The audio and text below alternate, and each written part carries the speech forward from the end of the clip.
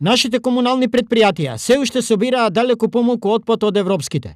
Уште полошо, Македонија со 344 килограми по жител е помеѓу трите последни во Европа.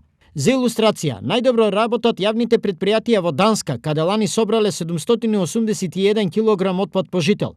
По неја следат Кипар со 637 и Германија со 633 килограми отпад. Од земјите во регионот, најмногу општински отпад се собира во Грција 504, Словенија 471 и Албанија 436 килограми. Според дефиницијата на Евростат, под комунален отпад се подразбира отпад што е собран од јавното предпријатие на локално ниво и пренесен на депонија за понатамошен менаџмент. Иако глобалните бројки за нас се уште не се добри, напорите се евидентни. Јавното предпријатие ИСР од Штип е меѓу најдобрите во државата и во овој контекст зашто веќе неколку години тука работи погонот за рециклажа.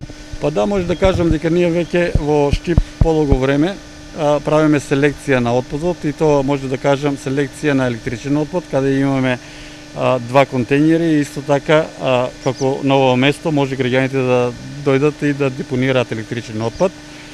Исто така правиме селекција на картонажа, каде што картоните ние како јавно предпријатие ги собираме и можеме да кажам дека годишно околу 62 тона собираме на картон. Согласно европските стандарди, ИСР има набавено и контејнери за сепарација на отпадот, но нивото на одговорност и култура се уште не се на потребното ниво. Ова е значаен момент и има голем удел во лошите резултати на ниво на Европа. Од друга страна, количината на отпад многу одамна се мери со животниот стандард.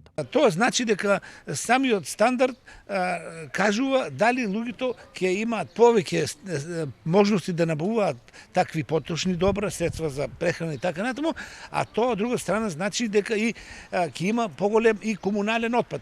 Тоа е фактички комунален отпад. Тоа тука има и друга работа, па како се управува со тој отпад, како се располага, но тоа е друга тема. Ова, во крајна мерка, потврдува и дека во случајов не се работи за неефикасно работење на јавното предпријатие, туку за несоодветен граѓански однос кон отпадот и далеку понизок животен стандард од европскиот. Со други зборови, колку повеќе отпад, толку пораздвижена економија.